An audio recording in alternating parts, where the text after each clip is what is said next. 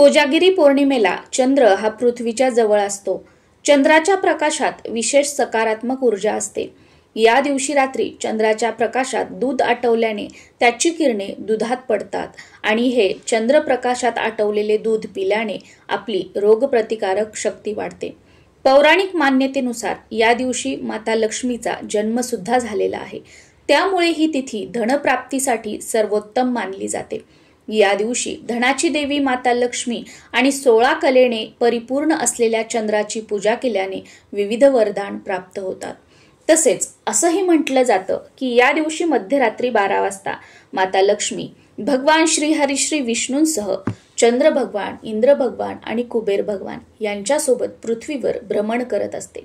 कोजागर म्हणजे कोण जागरण करत आहे आणि या दिवशी मध्यरात्री माता लक्ष्मीची भगवान विष्णूंसह चंद्र, कुबेर, इंद्र भगवान यांची पूजा करत आहे. स्तोत्र मंत्रासहित त्यांना माता लक्ष्मी भरभरून आशीर्वाद देते. त्या वर्षी त्यांच्या घरात धनधान्याची भरभराट होते. त्यांना धनधान्याची कधीही कमतरता भासत नाही. या उलट ज्या घरातील मंडळी झोपलेली असतात, ज्या घरात या रात्री अंधार असतो, सगळ्या लाईट बंद असतात, त्या घरामध्ये माता लक्ष्मीची मोठी बहीण अलक्ष्मी म्हणजेच अक्काबाईचा प्रवेश होतो आणि ती त्या घरामध्ये, त्या वास्तूमध्ये स्थिर राहते. आणि एकदा का अलक्ष्मी आपल्या घरामध्ये शिरली की रोजची भांडणं, कटकटी, आजारपण, कर्ज वाढत जाणं, मुलं वाईट मार्गाला लागणं, पैसा येतो पण तो कुठे जातो हेच न कळणं, अशा गोष्टी वाढत जातात. त्यामुळे या रात्री जागरण करून माता लक्ष्मीचं भगवान विष्णूंसह चंद्र, इंद्र आणि कुबेर भगवान यांचं पूजन करून त्यांना अमृतासमान दुधाचा नैवेद्य दाखवायचा आणि ते अमृतासमान दूध प्रसाद म्हणून ग्रहण करायचं आहे. यामुळे माता लक्ष्मी, भगवान विष्णू आपल्याला व आपल्या कुटुंबाला उत्तम आरोग्य व दीर्घायुष्याचा आशीर्वाद देतात असं म्हटलं जातं. नमस्कार सर्वांना, मी प्रांजली. या व्हिडिओमध्ये मी तुमच्यासोबत कोजागिरी पौर्णिमेच्या रात्री माता लक्ष्मी, चंद्र, इंद्र आणि कुबेर भगवान यांचं पूजन कसं करायचं, सेवा काय करायची आहे, पूजेचा शुभ मुहूर्त शेअर करणार आहे. त्याचबरोबर दुसऱ्या दिवशी उत्तर पूजा कशी करायची, जे आपण तांदूळ वापरलेले आहेत त्या तांदूळाचं काय करायचं आहे आणि त्या तांदूळाचा एक उपाय सुद्धा मी तुमच्यासोबत शेअर करणार आहे. यंदा 2 दिवस कोजागिरी पौर्णिमा आल्याने बरेचसे प्रश्न पडलेले आहेत. जसं की प्रत्येक महिन्याला आपण जो पौर्णिमेचा सत्यनारायण करतो तो कधी करायचा आहे, ही कोजागिरी पौर्णिमेची पूजा कोणत्या रात्री करायची आहे, जी मंडळी पौर्णिमेचा उपवास करतात त्यांनी उपवास कधी धरायचा आहे. तर यंदा पौर्णिमा तिथी जी आहे ती 6 तारखेला दुपारी 12:23 सुरू होत आहे आणि 7 तारखेला सकाळी 9:16 ती संपत आहे. त्यामुळे कोजागिरी पौर्णिमेची ही जी पूजा आहे ती आपल्याला 6 तारखेच्या मध्यरात्री 12 वाजता करायची आहे. आता ही पूजा करण्यासाठी कोणताही मुहूर्त बघण्याची गरज नाही. 6 तारखेच्या मध्यरात्री 12 वाजता या पूजेला व सेवेला तुम्ही सुरुवात करू शकता. पण बऱ्याच जणांचं असं असतं की नाही, आम्हाला मुहूर्त सांगा, मुहूर्तामध्येच आम्हाला पूजन आणि सेवा करायच्या आहेत. तर मुहूर्त हा 6 तारखेला रात्री 11:45 पासून ते मध्यरात्री 12:34 पर्यंत आहे. या वेळेमध्ये सुद्धा तुम्ही पूजन आणि सेवा करू शकता. आता पूजा मांडणी जी आहे ती तुम्ही 6 तारखेला दिवसभरामध्ये कधीही करून ठेवू शकता किंवा 6 तारखेला रात्री 11:15च्या आत ही पूजा मांडणी आपल्याला करून ठेवायची आहे. आणि मुहूर्तामध्ये जर तुम्हाला पूजा सुरू करायची असेल तर बरोबर रात्री 11:45 पूजन सुरू करायचं आणि तुम्हाला मुहूर्त वगैरे काही नाही तर अशा वेळेला मध्यरात्री 12 वाजता पूजा करायला आपल्याला सुरुवात करायची आहे. कोणत्याही पूजेची सुरुवात आपण दीप प्रज्वलनाने करतो. त्यामुळे एक तेलाचा दिवा आणि एक तुपाचा दिवा लावून घ्यायचा. दोन्ही दिव्यांना हळद, कुंकू, अक्षदा, फूल वाहून घ्यायचं आणि नमस्कार करून पूजेला सुरुवात करायची. चौरंगाच्या किंवा पाटाच्या ज्यावर तुम्ही पूजा करणार आहात त्याच्या मध्यभागी तुम्हाला एक तांदळाची रास टाकायची, त्यावर हळद कुंकू अर्पण करून घ्यायचं आणि त्यावर एक तांब्याचा तांब्या ठेवायचा. इंद्र भगवान स्वरूप आपल्याला एक कलश स्थापन करायचा आहे. त्या तांब्याच्या तांब्यावर तुम्हाला स्वास्तिक आणि 5 उभ्या रेषा कुंकवाने काढून घ्यायच्या आहेत. त्यामध्ये स्वच्छ पाणी भरायचं. त्या पाण्यामध्ये हळद, कुंकू, अक्षदा, 1 रुपयाचं नाणं, सुपारी आणि एक फूल टाकायचं व त्यावर 5 आंब्याची पानं ठेवायची. आंब्याची पानं नसतील तर तुम्ही नागवेलीची पानं ठेवली तरी सुद्धा चालतात. हे झाले आपले इंद्र भगवान. त्यानंतर आपल्या डाव्या हाताला 2 विड्याची पानं ठेवायची. मध्यभागी अजून एक तांदळाची रास टाकायची आणि आपल्या उजव्या हाताला अजून 2 विड्याची पानं ठेवायची. डाव्या हाताला जी विड्याची पानं ठेवलेली आहेत त्यावर तुमच्याकडे माता लक्ष्मीची मूर्ती असेल तर ती ठेवायची, तुमच्याकडे श्रीयंत्र असेल तर ते ठेवायचं, किंवा तुम्ही माता लक्ष्मी स्वरूप म्हणून एक सुपारी ठेवली तरी सुद्धा चालू शकतं. मध्यभागी जी आपण तांदूळाची रास टाकलेली आहे ती तशीच ठेवायची. ते झाले आपले चंद्र भगवान.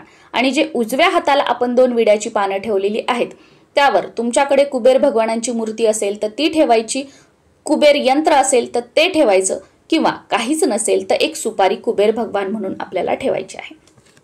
श्रीयंत्र किंवा माता लक्ष्मीची जी मूर्ती तुमच्याकडे असेल ती एक ताम्हण घ्यायचं, त्यामध्ये थोड्याशा अक्षता ठेवायच्या, त्यावर ती मूर्ती ठेवायची. सुरुवातीला स्वच्छ पाण्याने, त्यानंतर पंचामृताने किंवा दुधाने आणि परत स्वच्छ पाण्याने अभिषेक करून घ्यायचा. अभिषेक करताना तुम्ही श्री सुक्तम म्हणू शकता, किंवा माता लक्ष्मीचा जो कोणता मंत्र तुम्हाला येत असेल तो तुम्ही म्हटला तरी सुद्धा चालेल.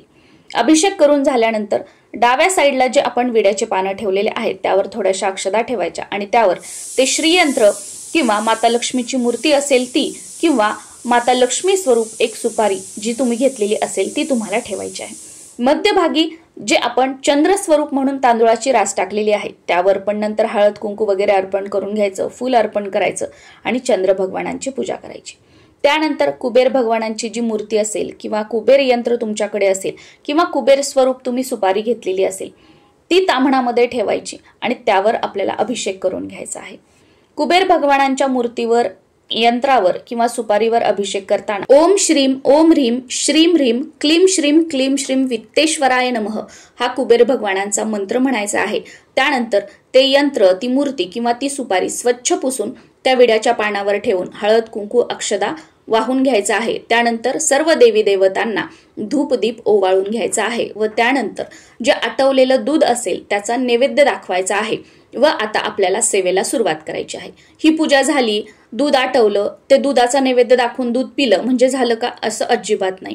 लक्ष्मी प्राप्तीसाठी या दिवशी आपल्याला सेवा सुद्धा करणं खूप गरजेचं आहे.